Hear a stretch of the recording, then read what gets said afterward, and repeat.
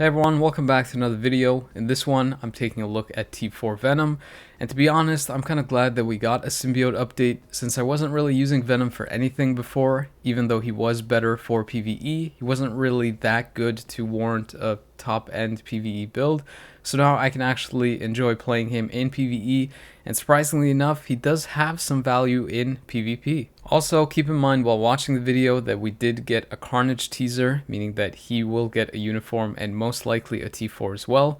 So if you are thinking of T4ing a character pretty much after this video, maybe hold off a little bit to see how he does as well before making your decision on which character you want to T4 next. I actually did a couple of different build tests with Venom, one of them being with a mighty CTP of Destruction with the Strike proc, and another being with a CTP of Rage. The very first test I did, however, was with no damage proc at all, no leadership and no support, just to see how he would do on stage 9 of Knull in a consistent fashion, and I was able to complete that stage with about close to 2 minutes and 50 seconds remaining, which if you've seen my other videos, for my account, it's pretty much a good indication that the character is really good for PvE content. To reiterate that fact, I also took him into a stage 19 of Knull. Again, no damage proc, no leadership, no supports, just a couple of strikers, and he was still able to complete that fight with close to 40 seconds left. Because I previously had a mighty CTP of Destruction on Venom, I wanted to see how that would stack up on stage 24 before I switched to a Rage.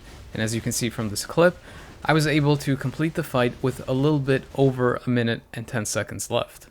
Even though the CTP of Destruction I had was reforged, the CTP of Rage actually gave me better performance in PvE because of a few reasons. One of them is because Venom already has guaranteed crit in his kit, and another is that a lot of Venom's skills actually require delay cancelling, which doesn't really work that well with a CTP of Destruction, since you're going to lose out on a lot of damage from other skills not being active because you have to quick cancel to proc on just one skill. With the same conditions and using a CTP of Rage instead of Destruction, I was able to complete the same stage exactly 40 seconds faster. So based off the results that you saw, if you want to build Venom for PvE, I would highly recommend a CTP of Rage over something like a CTP of Destruction or Energy, for the reasons that I mentioned, the guaranteed crit rate as well as the delay cancelling of skills, including the ultimate skill, but also because he gains critical damage from his uniform passive, I believe, which is basically wasted if you're using a CTP of Destruction or Energy, since you're already going to be at cap. Continuing on the testing for Venom, I took him to level 80 to see how that would compare to his level 70 performance, and as expected on stage 24 of Knull, he basically hit the soft cap, completing the stage in about 2 minutes. The reason that I mentioned that that's a soft cap is because of the time that's burned from the animations and phase changes. So he improved his clear time by a little bit over a minute and 10 seconds. However, it would have been more if those phase changes and things didn't kind of intervene with the clear time. That's why I have to take him to a higher stage to show you how much better he actually is. So on that note, I added a leadership and support and went 40 stages higher and was still able to complete the fight with a hefty minute and 30 seconds left over. So you can see from this clip that even if you don't take the character to T4, he's a very solid PvE addition to your roster, unlike characters like Moon Knight who don't really excel unless they have that T4 skill. However, once you do get the character to T4, he obviously gets even stronger. With that T4 skill, I was able to complete the same stage about a minute faster, with roughly 2 minutes and 30 seconds left. The main benefits of the T4 skill is that you not only gain the damage buff from that skill, but it also allows you to fill up your T3 skill faster, which in turn also gives you more damage because you have the damage accumulation from it up more often, as well as being able to cast the T3 skill itself, which also deals a lot of damage. To add to that, you also get a little bit more survival, since the blobs that come out of the T4 skill can also heal you. The rotation for Venom is pretty straightforward. You do 3 and then delay cancel after he hits the ground at least once with his axe. Then you go into the 5th skill and delay cancel that about a half second or second after he leaps into the ground. From there, you go into the 4th skill and you just let that play out fully, since it does have a 100% damage proc for that particular skill. After that's done, you can try to include in the 2nd skill before the damage proc finishes completely. So to summarize, the rotation is 3 delay cancel 5, delay cancel 4, and then 2. Once you have your T3 skill available, you essentially do the exact same rotation, except after the 5th skill this time, you use the ultimate skill, and you delay cancel that after some rocks pop up from the ground. From there, you go into your 4th skill, which is the one that you want to stay in till the proc ends. Keep in mind that that is the general rotation. However, if you do have your ultimate available before you start the rotation, then you can easily just do 6 delay cancel and the regular rotation for the character. You can see how good Venom is with even just his uniform, since in this particular clip, I hadn't taken him to level 80 or even T4 yet, and I was able to complete Dormammu on the combat day in almost 3 minutes flat. That's pretty crazy considering the other characters that I tested at 70 that could get to 80 and T4 took at least 4, 5, even 6 minutes to do the exact same thing, not 3. At T4, the character shaves off about a minute from his clear time, allowing him to beat the combat day for Dormammu in close to 2 minutes and 20 seconds. If you're wondering how the rotation changes when you have the T4 skill unlocked, you basically can use the T4 whenever it's available, even if your ultimate is filled, since you need to collect those blobs to fill up your ultimate again, and they actually stick around for well over 15 seconds, meaning that you can do your regular rotations normally and then just pick up those blobs whenever you need the ultimate meter. In ABX, at level 70 with the combat hero setup, I was able to score around 9 million with a CTP of Rage. If you don't have Moon Knight for this particular day, you can use Venom since he does have paralysis on his 3rd skill and silence on his 4th skill. However, he doesn't have burn for that particular season. More importantly, with the introduction of Alliance Battle Legend, you can use Venom there since he also has fracture on his 3rd skill, and you don't really have to mess around with changing the T4 striker on another character like Moon Knight, for example, to be able to get fracture that way. Also, if you notice from these clips, the difference between level 70, level 80, and T4 doesn't really seem to be that significant of a jump for Alliance Battle Extreme, as opposed to things like World Boss Legend and Giant Boss Raid. Taking a look at the character's T4 upgrade itself, Venom does get a pretty decent stat upgrade. His physical damage increases by nearly 10,000, and his HP surprisingly increases by close to 24,000. You'll also notice that his instinct type is Cruelty, meaning that there aren't any other T4 characters with that same type, and there are some characters to consider for the strikers. In terms of the best damage strikers for the Cruelty instinct type, Doom would likely be number 1, since he not only provides paralysis and all defense down, but also good damage, followed by Scream because of mostly the damage and the silence effect. If you are considering the character for PvP or want some additional survival for PvE, Yelena is a pretty solid option since she has the ability to debuff the opponent and apply 55% chance of missing their attack towards you.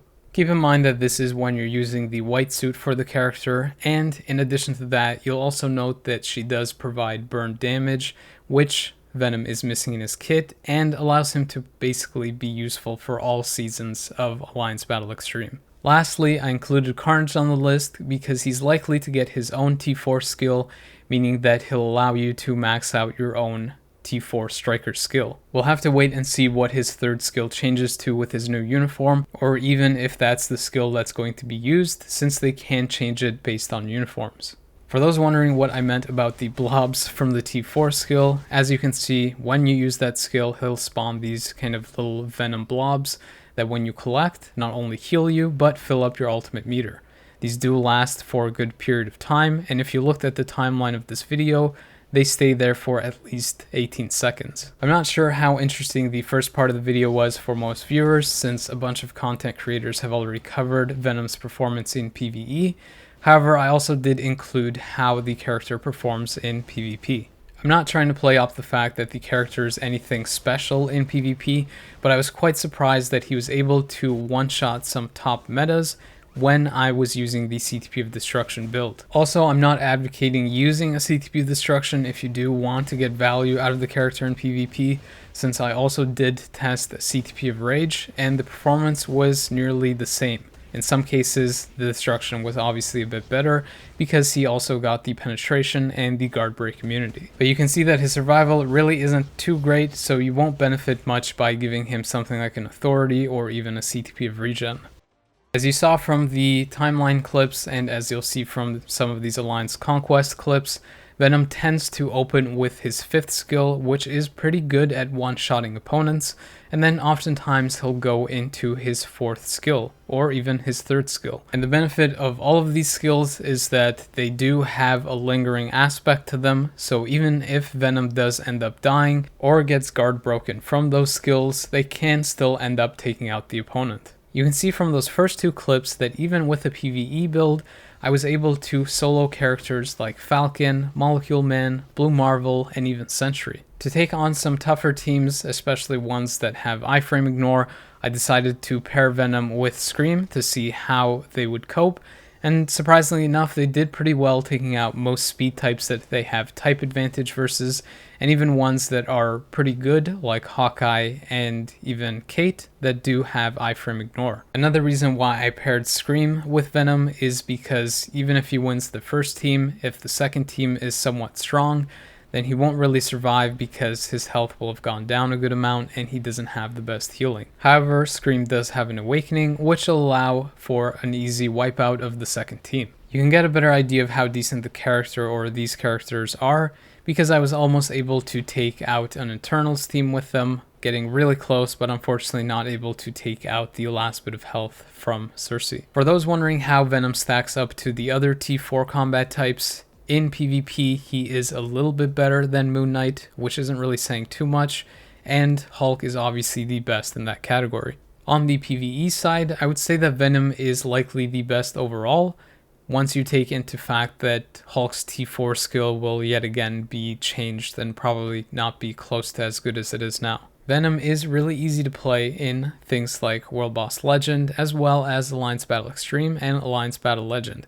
However, Moon Knight might be equally as good as him in score-based modes, particularly because he has that artifact that increases his damage versus enemies that have 25% health or more, which is basically all Alliance Battle bosses. In Giant Boss Raid, however, I'm pretty sure that Venom is the top combat character since he performs so well with a Rage, and because a Rage is kind of the best CTP for that mode. Regardless of whether you're able to get the character to T4 or not, I would probably recommend picking up this uniform since it will give you some good value in PvE, especially if you can get him to level 72. And coincidentally enough, he also does have some value in PvP, specifically Alliance Conquest. Hopefully some of that info helps you decide whether you want to pick up the uniform for the next sale or possibly on Black Friday. For the next video, I'll be taking a look at how Black Widow does at T4, so if you're interested to see how the first speed T4 does in the game, make sure to watch that next one. If you found the video entertaining or helpful, please consider liking or subscribing if you haven't already, or if you know someone that might enjoy the video, please consider sharing it with them. As always, I appreciate people taking the time to watch my videos, so thank you, but the video is now over.